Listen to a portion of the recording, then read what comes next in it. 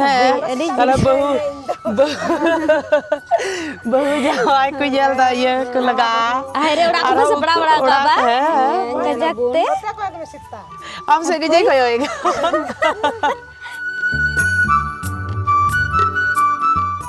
বন্ধুরা কিছু বুঝতে পেরেছেন ওনারা কি বলছেন? আমি কিন্তু কিচ্ছু বুঝতে পারিনি। ওনারা সাঁওতালি নারী, তাই সাঁওতালি ভাষায় কথা বলছেন। ror dareya kana ya ye je ko men se di je আরেকটু হাসান, এদিকে তাকান।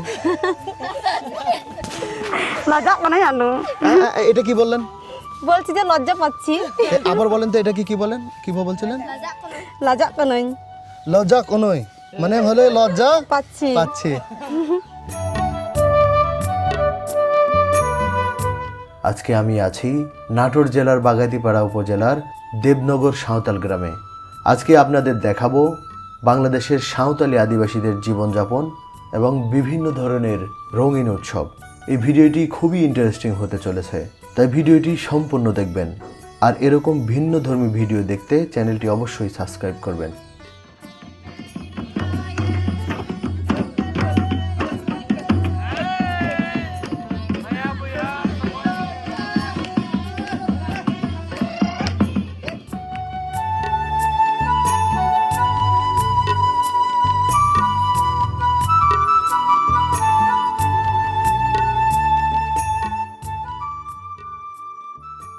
সাঁওতাল বাংলাদেশের অন্যতম বৃহৎ আদিবাসী জনগোষ্ঠী।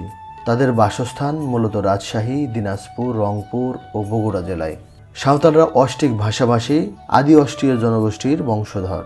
সাঁওতালরা ভারতীয় উপমহাদেশের অন্যতম আদিবাসিন্দা। এরা কৃষি উৎপাদন ব্যবস্থা এবং কৃষি সংস্কৃতির জনক ও ধারক হিসেবে স্বীকৃত। 1991 সালের আদমশুমারি অনুযায়ী সাঁওতাল জনসংখ্যা 2 লক্ষেরও বেশি। দেবনগর গ্রামের সাঁওতালিরা আগে সনাতনী ছিল, কিন্তু এখন সবাই ধর্মান্তরিত হয়ে খ্রিস্ট ধর্মের অনুসারী। সাঁওতালরা খুবই উৎসবপ্রিয় জাতি। বাঙালিদের মতো এদের 12 মাসে 13 পার্বণ। সাঁওতাল সমাজ পুরুষতান্ত্রিক, তবু পারিবারিক জীবনে নারীদের ভূমিকাও কম নয়। সাঁওতাল সমাজে মৃতদেহে আগুনে ভস্মীভূত করার প্রথা প্রচলিত ছিল, কিন্তু দেবনগর গ্রামের সাঁওতালরা সনাতন ধর্ম থেকে খ্রিস্ট ধর্মে দীক্ষিত হওয়ার পর থেকে মৃতদের আর পোড়ায় না, তারা খ্রিস্টানদের মতোই কবর দিয়ে থাকে। দেবনগর গ্রামের এই ছোট্ট সাঁওতাল পল্লীতে বেশ কয়েকটি কবরস্থান দেখা যায়।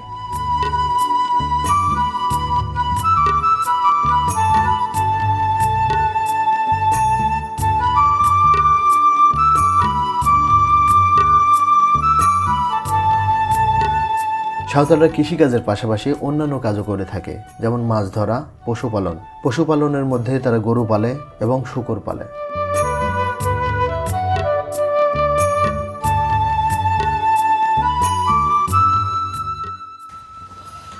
দর্শক আসসালামু আলাইকুম, স্বাগত জানাচ্ছি সফর সঙ্গী থেকে। আমি এমডি মামুনুর রশিদ। আপনারা জানেন যে আমি বাংলাদেশের আদিবাসী লাইফস্টাইল নিয়ে, বাংলাদেশের সমতল পাহাড়ি যে আদিবাসীগুলো আছে তাদের প্রকৃতির সাথে যুদ্ধ করে জীবনযাপন এবং তাদের ভিন্ন যে রঙিন বিচিত্র যে জীবনধারা আছে সেগুলো তুলে ধরছি। তারই প্রেক্ষাপটে আমি এখন অবস্থান করছি সমতলের আদিবাসী সাঁওতাল পল্লীতে, নাটোর জেলার বাগাতিপাড়া উপজেলার দেবনগর গ্রামে। আমার সাথে আছে গোপেন দা। নমস্কার দাদা, ভালো আছেন? হ্যাঁ, ভালো আছি। আপনার নাম আমি জানি, তারপরও একটু পরিচয় দেন। আমার নাম গোপেন মিশ্রা। আপনার নাম গোপেন মিশ্রা? মিশ্রা। আচ্ছা, আপনার বাড়ি হচ্ছে এই দেবনগর গ্রামে। যে যে সাঁওতাল আদিবাসীরা আছে সেই গ্রামে। ওই গ্রামে আমি এখন যে জায়গাতে অবস্থান করছি সেটা হচ্ছে আপনাদের মেন যে গির্জাটা, সেই গির্জাটার পাশে। সাঁওতাল আদিবাসীদের প্রধান ধর্ম কোনটি? এই মুহূর্তে এখন খ্রিস্টান ধর্ম আমরা পালন করতেছি। মানে আপনার একটা সময় আপনাদের নিজস্ব কোনো ধর্ম ছিল? হ্যাঁ, সনাতন ধর্ম ছিল। সনাতন ধর্ম ছিল। তো এই সনাতন ধর্ম থেকে আস্তে আস্তে আপনাদের টার্ন ওভার ঘটতেছে। অনেক জায়গায় দেখছি যে সাঁওতালরা মুসলিম ধর্মে চলে আসছে, আবার কোনো কোনো জায়গায় দেখছি যে খ্রিস্টান ধর্মে চলে যাচ্ছে, আবার কোনো কোনো জায়গায় দেখা যাচ্ছে সনাতনী আছে। এই গ্রামে টোটাল পরিবার কটি? 37টা পরিবার। 37টা পরিবার আছে, তার মধ্যে সবাই সবাই খ্রিস্টান ধর্মের অনুসারী। আপনারা এখন যে ভাষায় কথা বলেন সেটা কি ভাষায়, ভাষার নাম কি? সাঁওতালি ভাষা। সাঁওতালি ভাষা। আপনি কি জানেন যে আপনাদের এই সাঁওতাল ধর্মটার বা সাঁওতাল জাতিগোষ্ঠীর উৎপত্তি কোন জায়গা থেকে? এটা তো জানার প্রথম শুরু থেকে এটা ইরাক থেকে। ইরাক? ইরাক, ইরাক থেকে? হ্যাঁ, ইরাক থেকে জন্ম, মানে ওখান থেকে শুরু। ওখান থেকে শুরু।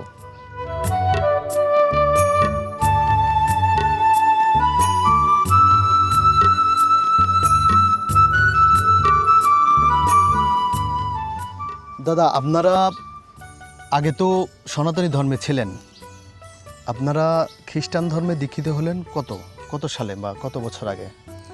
প্রায় 30-35 বছর হয়ে যাচ্ছে। 30-35 বছর বয়স। মানে আগে আপনাদের সনাতন ধর্ম যখন ছিল করতাম তখন আমাদের অবস্থাশালী ছিল না, খুব গরিব, ছেলেমেয়েকে লেখাপড়া শিখাতে পারি না। তারপরে যে খ্রিস্টানে ধর্ম গ্রহণ করার পরে মিশনে ফ্রি পড়াশোনা, চিকিৎসা ফ্রি, এইসব করে এখন আমাদের ছেলেপেলে এখন বিএ পাস পর্যন্ত লেখাপড়া অনেকেই করছে।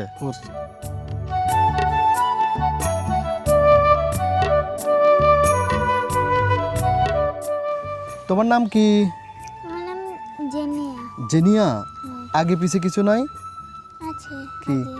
হেলেন জসনা পালস। হেলেনজা? হেলেন জসনা পালস। হেলেনজা স্নেপালস? জেনিয়া।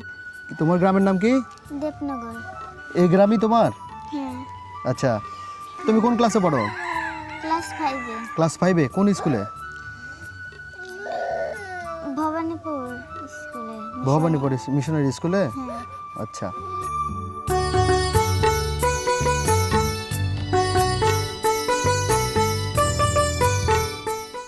দর্শক, সাঁওতাল পল্লীতে বাড়িঘরগুলো যেগুলো দেখছি খুব সুন্দরভাবে কিন্তু ডেকোরেট করা। এই যে আমরা দেখতে পাচ্ছি বাড়ির উঠানটা খুব সুন্দরভাবে রং করা। এই পাশে আমরা দেখছি যে সুন্দর করে ফুল আঁকা হয়েছে, যেখানে আমরা দেওয়াল আলপনা বলে থাকি। সুন্দর করে সাজানো হয়েছে।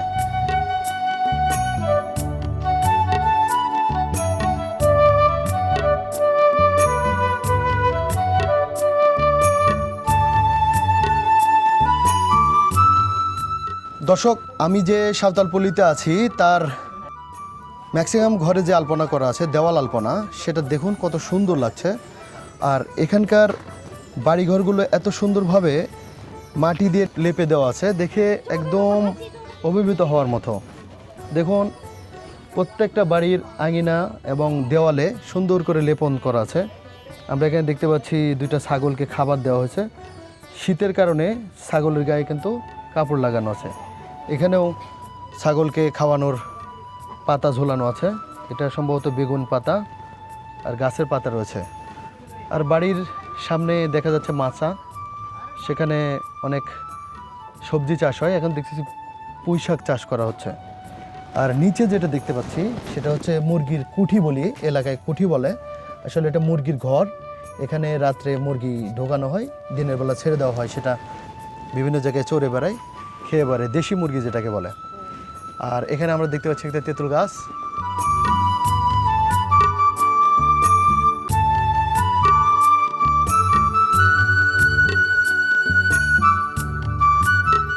তবে এখানে যে আপুরা আছে, আপুরা খুব লাজুক টাইপের, সহজে কথা বলতে চায় না, মিশতে চায় না। তারপরে আমি চেষ্টা করছি, আমি এখানকার অতিথি না, মনে হচ্ছে ওনাদের আপন লোক, আত্মীয় স্বজন, এরকমভাবে মেশার চেষ্টা করছে। ওনারাও মোটামুটি আন্তরিক, কিন্তু ক্যামেরার সামনে আসতে একটু ইতস্তত বোধ করছেন, কারণ ওনারা হয়তো ক্যামেরার সামনে সেরকমভাবে পরিচিত না। তো আমার এই গ্রামটা খুবই ভালো লাগছে, মানুষের চলাফেরা, কথাবার্তা সবই আমার কাছে খুবই ভালো লাগছে।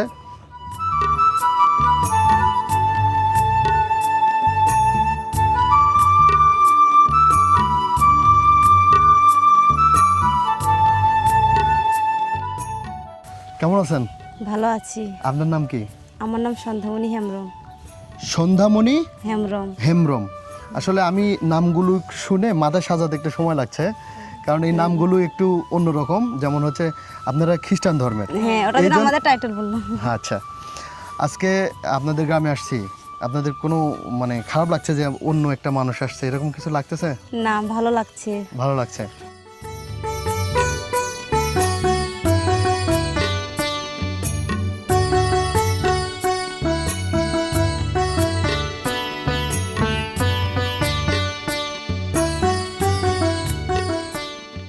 আমরা এখানে যে বাড়িগুলো দেখেছি সব মোটামুটি কাছাকাছি।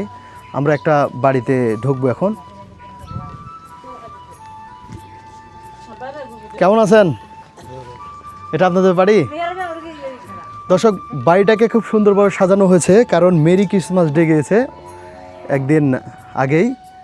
তো এই ক্রিসমাসের কারণে বাড়িটাকে সুন্দরভাবে সাজানো হয়েছে।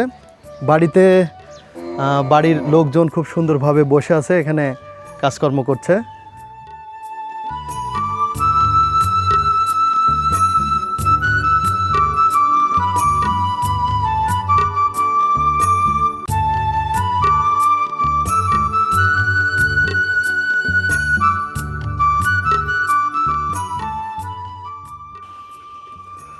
দর্শক, সাঁওতাল বাড়িগুলোর সামনে যেমনটি বলেছিলাম একটা মুরগির ঘর থাকে, সেখানে বেশ কিছু জিনিসপত্র রাখা হয় মুরগির ঘরের উপরে, যেটা এলাকার ভাষায় মুরগির কুঠি বলা হয়।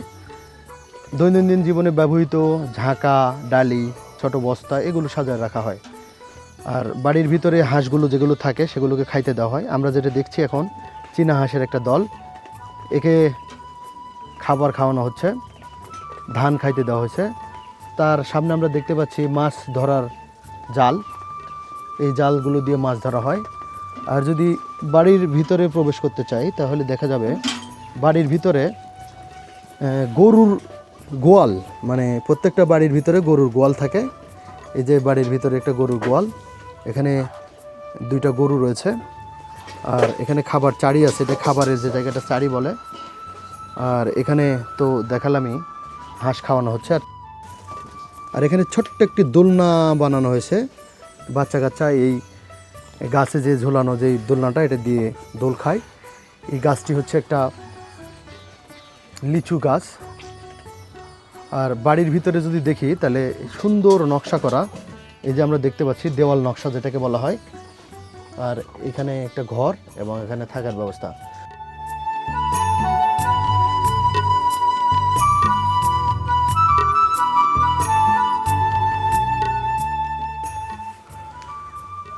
দর্শক, এই বাড়িটি আমার খুব সুন্দর লেগেছে। এই বাড়ি ঘুরতে ঘুরতে দেখি বাড়ির ভিতরে এক আপু রান্না করছে, একটু দেখি রান্নাঘরে ঢুকে। আপু কেমন আছেন?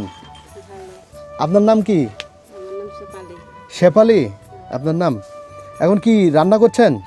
কি কি রান্না করলেন আজকে? এটা কি দেখি একটু। মাংস, খাসির মাংস। আর এটা এটা কি রান্না করছেন? পোলট্রি মুরগির মাংস, তাই তো? আর এই আপনাদের রান্নাঘরে দেখি এখানে একটা ঝাঁকার মতো আছে, এখানে মশলা টশলা রাখেন নাকি? আচ্ছা, এদিকে ঝুলিয়ে রাখছেন। আচ্ছা, এখানে তরকারি আছে, তেল, ছোট ছোট জিনিসগুলো ঝোলানো আছে না?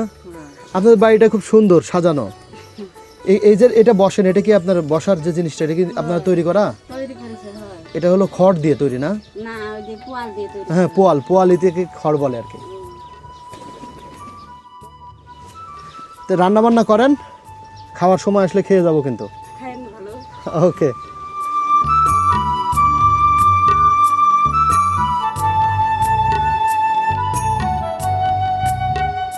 দেবনগর গ্রামের যে সাঁওতাল আদিবাসীগুলো রয়েছে তাদের ধর্মীয় উপাসনালয় এই গির্জাটি। এই গির্জা ছাড়াও আরেকটি গির্জা রয়েছে এই সাঁওতাল পল্লীতে, গ্রামের শেষ মাথাতে। অর্থাৎ সাঁওতাল পল্লীর শুরুতে একটি গির্জা এবং ওপাশে যে জায়গায় শেষ হয়ে যাচ্ছে সেখানে একটা গির্জা রয়েছে। গির্জাটা খুব সুন্দরভাবে সাজানো আছে দেখছি, কারণ একদিন আগে এখানে ক্রিসমাস ডে চলে গেছে। ক্রিসমাস পালন করার জন্য গির্জাটাকে সুন্দরভাবে সাজানো হয়েছে।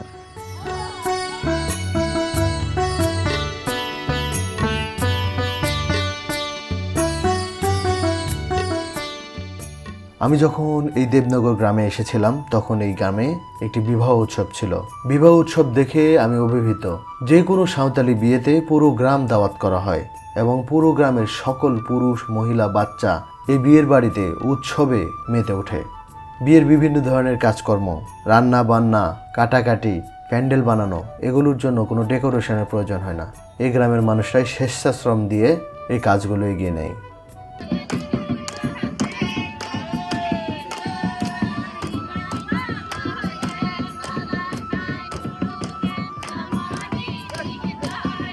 এই সাঁওতাল পল্লীতে একটি দিন থাকার পরে আমার কাছে মনে হয়েছে সাঁওতালিরা সবাই মিলে একটা আনন্দপঞ্জিতে বসবাস করছে।